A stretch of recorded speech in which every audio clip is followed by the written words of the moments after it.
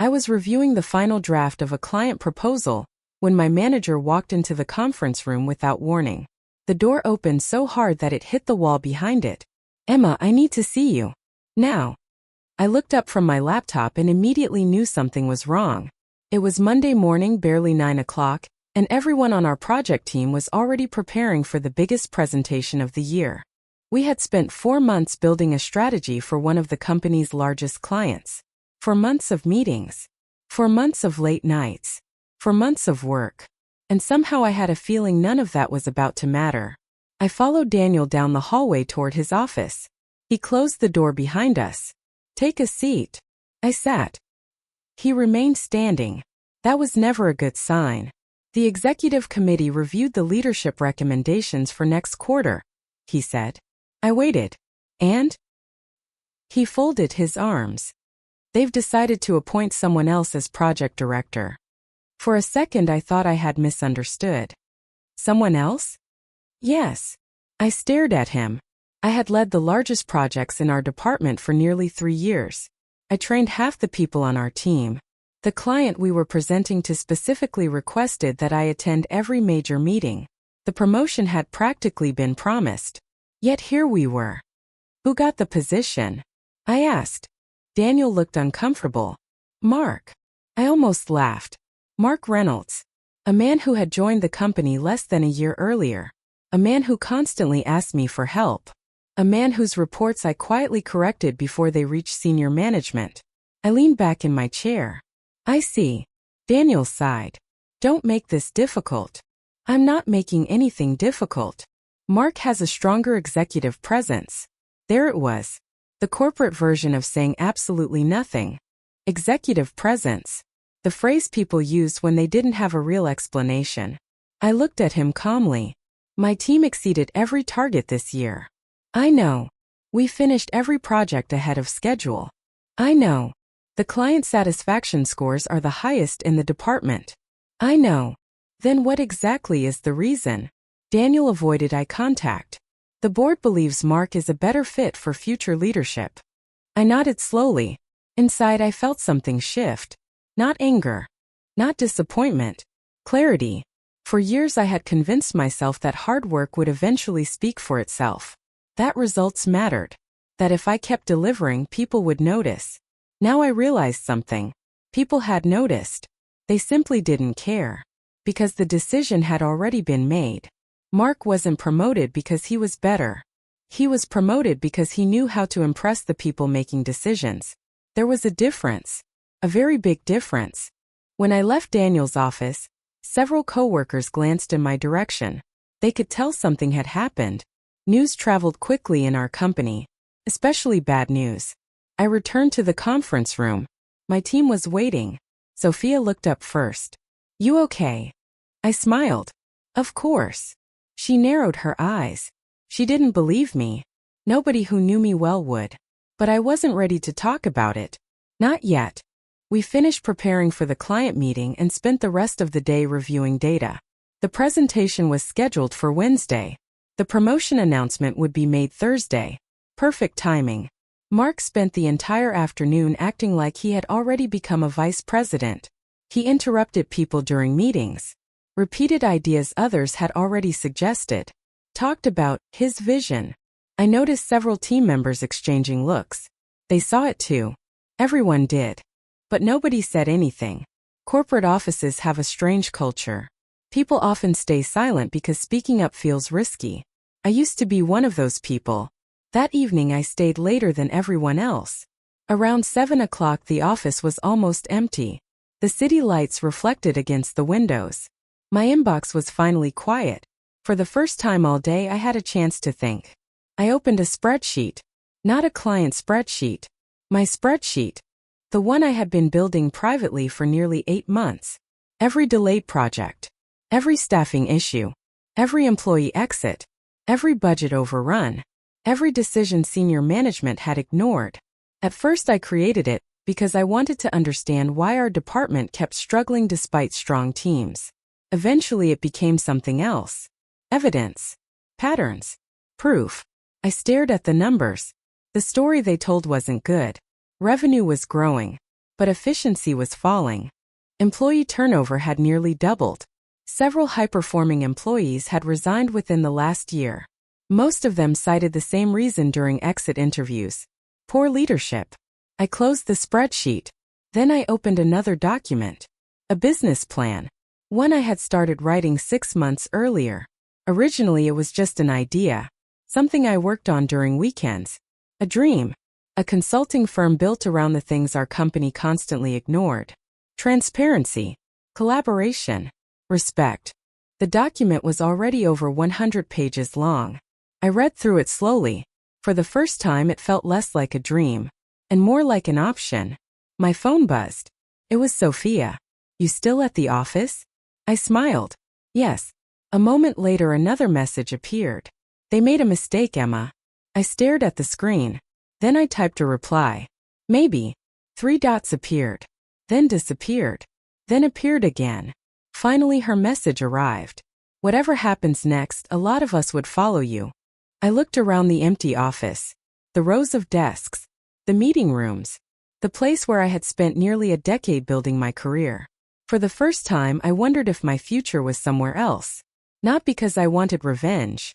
Not because I was angry. But because I was tired of working in a system that rewarded appearances more than results. Outside, the city continued moving. People hurried home.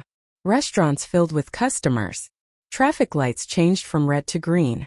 Normal life. Yet sitting alone in that office, I had a feeling something important had just begun. I didn't know exactly what, but I knew one thing. The promotion wasn't the real story. It was only the beginning. Wednesday morning arrived faster than I expected. The client presentation was scheduled for 10 o'clock. By 8:30, our entire project team was already in the main conference room making final adjustments. Everyone looked tense. Not because of the presentation, because of everything happening around it. The promotion announcement had spread through the office. Nobody officially talked about it, but everyone knew. Mark knew. Daniel knew. I knew. And judging by the atmosphere, most employees thought the company had made the wrong choice. Sophia sat beside me reviewing the final slides. "You ready?" she asked. "For the presentation? For pretending everything is normal?" I laughed softly. "That too." At exactly 10 o'clock the client team joined the call. The next 2 hours went perfectly. Questions were answered. Strategies were approved. Budgets were accepted. When the meeting ended, the client CEO smiled at the camera. "Outstanding work as always, Emma." I thanked him. Then he added something unexpected. "And please thank your team. We've worked with many consulting groups over the years. This is the strongest team we've seen." The room became silent. Because everyone knew something. The client hadn't praised Mark. The client hadn't praised senior leadership. The client had praised the team. The same team that was constantly being overlooked. After the call ended, people slowly started leaving the room. Mark stayed behind. "So," he said casually. "Big day." I closed my laptop. "Seems that way." He smiled. The kind of smile people use when they're trying too hard. "Look, Emma. I know this situation might be difficult for you." I almost laughed. Difficult. Interesting choice of words. Instead I remained polite. "I'm fine." "Good." He leaned against the table. "I hope there's no hard feelings." Hard feelings? For months I had helped him prepare reports. Corrected mistakes without taking credit. Covered for him when he missed deadlines. And now he was talking to me like I should be grateful. "I wish you success, Mark." His smile widened. "Thanks." Then he left. The second the door closed, Sophia looked at me. "What was that?" I shook my head. "Nothing important." But it was important. Because conversations like that reveal character. And character matters. Especially in leadership. Thursday morning the official announcement arrived. An email from senior management. Subject line: Leadership transition and promotions. The entire office opened it within minutes. Mark Reynolds. New project director. Congratulations. Corporate language. Professional tone. Predictable. My inbox immediately filled with messages. Some supportive. Some angry. Some simply confused. One message stood out. It came from a senior analyst named Rachel, someone I barely knew. You deserved that position. Everyone knows it. I stared at the message for several seconds, then closed it, because by that point I had already made a decision. That afternoon I requested a private meeting with Daniel. He seemed surprised. What can I do for you? I handed him an envelope. His eyes narrowed. What is this? My resignation. The room became completely silent. For the first time in years, Daniel looked genuinely shocked. You're serious? Yes. Emma. He opened the envelope and scanned the letter. You can't leave right now. I almost smiled. Interesting. 3 days earlier I apparently wasn't leadership material. Now suddenly I was essential. We have multiple major projects underway, he continued. The client relationships alone. You'll figure it out. His expression hardened. Is this because of the promotion? No. It wasn't entirely true, but it wasn't entirely false either. The promotion was simply the final piece of information I needed. He stared at me. What does that mean? It means I realized something. I stood. 4 years I thought this company valued results. I paused. Now I understand it values politics. His face tightened. That's not fair. Maybe. I picked up my notebook. Or maybe it's exactly fair. For a moment neither of us spoke. Finally he sighed. What are you going to do? I smiled. Honestly? Yes. I don't know yet. That wasn't completely true. But I wasn't ready to tell anyone. Not even him. When I returned to my desk, Sophia immediately noticed. How did it go? I resigned. Her eyes widened. What? A few nearby employees looked up. I lowered my voice. I gave notice. For several seconds she simply stared at me. Then she whispered, You're actually doing it. I nodded. For the first time all week I felt calm. Really calm. Like a weight had disappeared. The next few days were strange.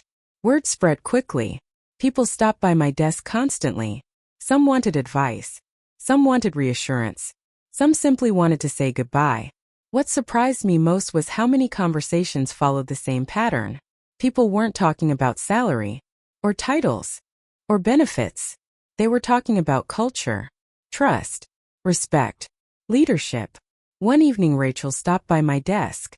The same analyst who had sent the message earlier. Can I ask you something? Sure. She looked around to make sure nobody was listening. Why are all the good people leaving? The question caught me off guard. Not because it was difficult, because it was honest. I thought about it for a moment, then answered. Because eventually people stop asking whether they can survive somewhere. She waited. They start asking whether they can grow there. Rachel nodded slowly, as if the answer made perfect sense. Before leaving she turned back. What if someone built a better place? I smiled. Then talented people would find it. She walked away. But her words stayed with me. Because she didn't know it. Nobody knew it. But for months I had been working on exactly that. Every night after work. Every weekend. Every early morning. The business plan. The research. The strategy. The dream. And now it wasn't a dream anymore. The day before my final week began, I rented a small office downtown. Nothing impressive. Just 2 rooms and a conference table. But when I received the keys, something felt different. Real. 4 years I had spent my energy helping build someone else's vision. Now, for the first time in my life, I was building my own. Standing alone in that empty office, I looked out the window toward the city skyline. I thought about everything that had happened. The missed promotion. The disappointment. The resignation. At first those moments felt like setbacks. Now they felt like direction. My phone vibrated. A message from Sophia. Coffee tomorrow? I smiled. Of course. A few seconds later another message appeared. I have a question about your future plans. Then another. And maybe a job application. I laughed out loud. Alone in the empty office. For the first time in months the future didn't scare me. It excited me. And deep down I had a feeling that what came next would be bigger than anything I had left behind. My final day at the company was supposed to be emotional. At least that's what everyone expected. 10 years in one place. Hundreds of projects. Thousands of meetings. Countless late nights. People assumed I would be sad. Instead, I felt focused. The goodbye lunch happened on Friday afternoon. Nearly 40 people showed up. Far more than I expected. Some shared stories. Some made jokes. Others thanked me for helping them when they first joined the company. What surprised me most was how often the same theme appeared. Not project results. Not revenue. People. Again and again, people talked about feeling supported. Feeling heard. Feeling respected. I listened quietly. Because those things mattered to me more than any promotion ever could. When the lunch ended, everyone slowly returned to work. Everyone except Sophia. She stayed behind. So, she said. So. She smiled. When were you planning to tell me?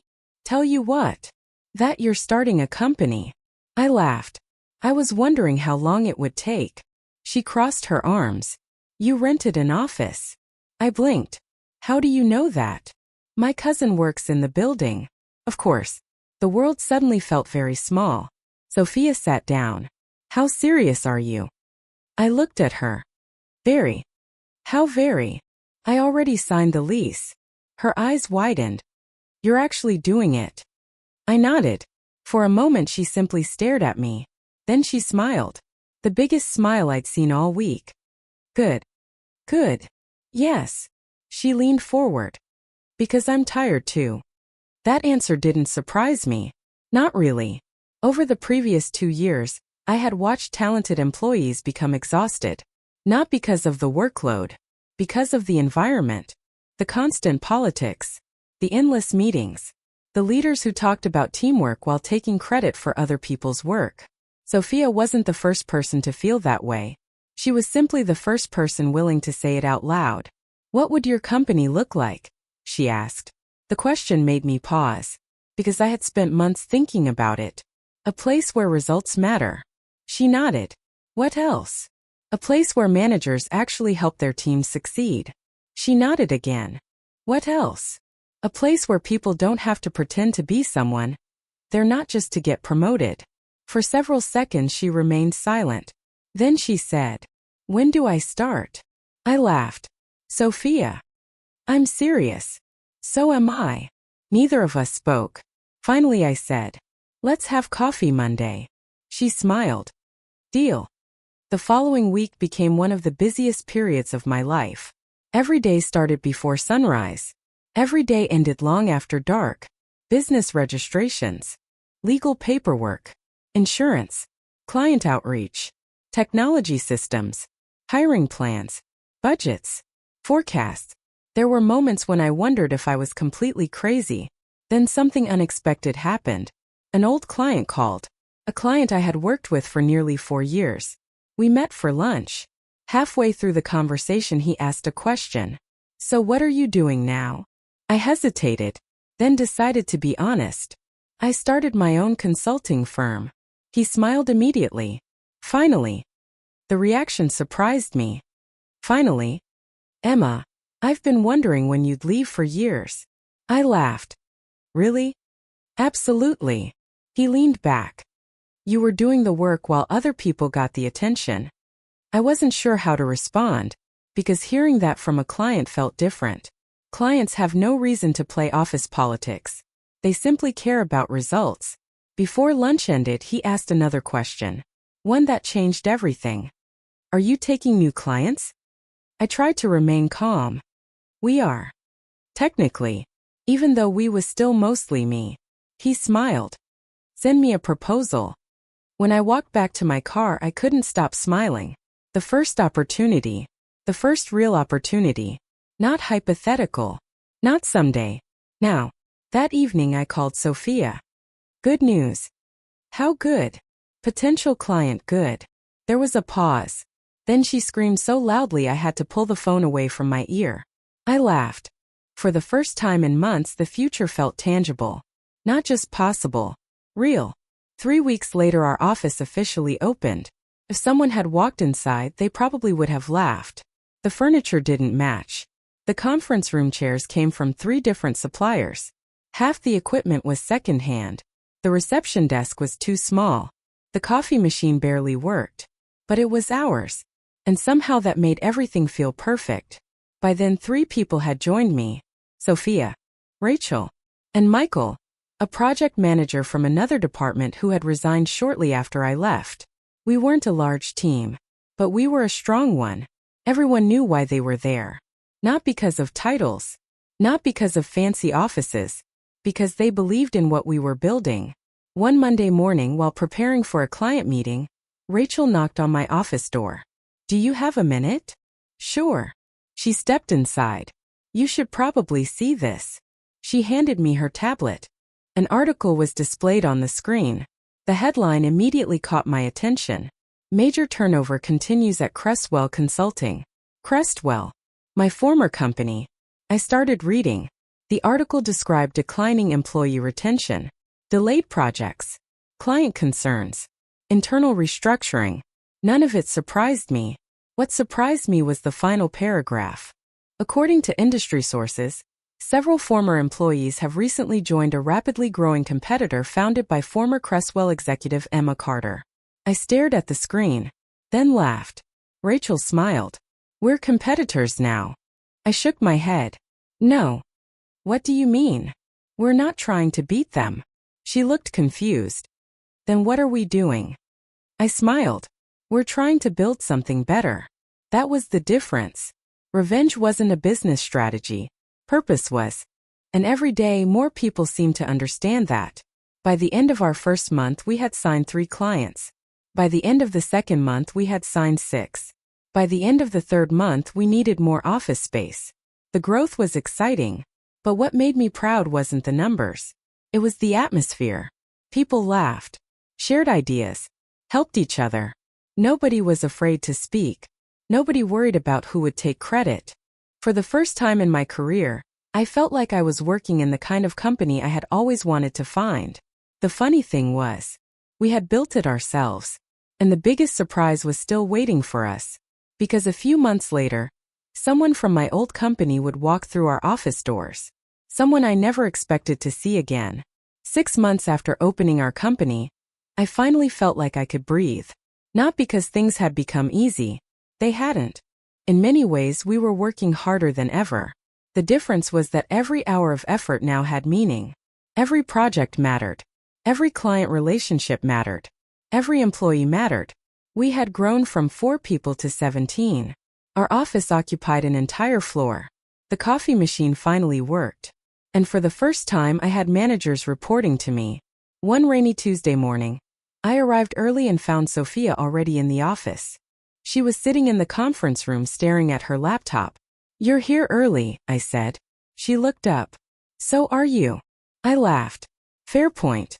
She turned the screen toward me. Something interesting happened. I walked closer. An email was open. The sender made me stop. Mark Reynolds. For a moment I thought I was reading it wrong. I read it again. No, definitely Mark. The same Mark who received the promotion I had spent years working toward. The same Mark who replaced me. The same Mark who thought leadership was about looking important. "What does he want?" I asked. Sophia smiled. "Read it." I scanned the message. It was surprisingly short. "Emma, I know this may be unexpected, but I was hoping we could meet. There are some things I'd like to discuss." "Mark." I sat down. For several seconds neither of us spoke. Finally Sophia broke the silence. "That's awkward." "A little." "What are you going to do?" I thought about it, then closed the laptop. "I'm going to meet him."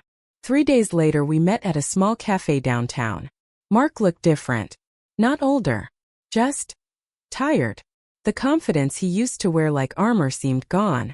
After a few minutes of polite conversation he finally got to the point. "Crestwell is struggling." I wasn't surprised. Industry rumors had been circulating for months. Client losses. Leadership turnover. Budget problems. Still, hearing him say it directly felt strange. "What happened?" I asked. He laughed bitterly. "You already know." Maybe I did. Maybe everyone did. For years the company had ignored problems instead of solving them. Eventually the bill comes due. Mark looked down at his coffee. "I owe you an apology." That was the last thing I expected to hear. He continued before I could respond. When I got promoted, I convinced myself I deserved it. He shook his head. I wanted to believe it. The cafe was quiet. Rain tapped softly against the windows. I should have spoken up, he said. I knew who was doing the work. I listened. Not angry. Not satisfied. Just listening. Because the truth was that I had moved on. The old resentment simply wasn't there anymore. Mark sighed. I spent years trying to impress people above me. He looked up. And I forgot about the people beside me. For a moment neither of us spoke. Then he smiled weakly. You built something impressive, Emma. Thank you. I mean it. I could tell he did. The conversation lasted another hour. When we finally stood to leave, he extended his hand. I shook it. No drama. No revenge. No victory speech. Just two professionals acknowledging reality. Sometimes that's enough. The following months brought more growth. New clients. New employees. New opportunities. But they also brought new responsibilities. As CEO, I couldn't spend all my time solving problems personally anymore. I had to build leaders. Real leaders. People capable of helping others succeed. One afternoon I held a workshop for our management team. About 20 people sat around the conference room. Some were experienced. Others were leading teams for the first time. At the end of the session, one of them asked a question. What do you think is the most important quality in a leader? The room became quiet. Everyone waited for my answer. I thought about the question. Then I thought about everything that had happened. The promotion I didn't receive. The company I left. The team we built. The mistakes. The lessons. The people. Finally I answered. Respect. Several people looked surprised. Not vision. Not strategy. Not confidence. Respect. I smiled. If people know you respect them, they'll trust you. The room remained silent. If they trust you, they'll tell you the truth. A few heads nodded. And if they tell you the truth, you can solve real problems. The managers began writing notes. But I wasn't finished. The biggest mistake leaders make is thinking leadership is about themselves. I looked around the room. It isn't. The silence grew deeper. Leadership is about creating an environment where other people can do their best work. That was the lesson it had taken me years to learn. And once I learned it, everything changed. 1 year after founding the company, we held our first annual celebration. Nothing extravagant. Just employees, families, food, music, and stories. As I walked through the room that evening, I saw people laughing together. Colleagues introducing spouses. Managers talking with interns. Teams celebrating successful projects. Nobody seemed stressed. Nobody seemed afraid. They simply looked happy to be there. Near the end of the night, Rachel found me standing near the balcony. You know, she said, looking around the room. This is exactly what you talked about. What do you mean? The better place. I smiled. Months earlier she had asked me a question. What if someone built a better place? Back then neither of us knew what the answer would look like. Now we did. I looked around the room again. At the people. At the friendships. At the careers growing in front of me. At the culture we had created together. And I realized something. The promotion I lost had never been the opportunity. The opportunity was everything that came after. Sometimes life doesn't reward you by giving you what you wanted. Sometimes it rewards you by forcing you to leave it behind. I stepped onto the balcony and looked out across the city lights. A year earlier I had felt overlooked. Undervalued. Stuck. Now I felt something completely different. Proud. Not because I had become a CEO. Not because the company was successful. But because every day we were proving something important. Work doesn't have to be built on fear. Success doesn't require politics. Leadership isn't about power. It's about people. And as I watched my team laughing inside the room behind me, I knew we were only getting started.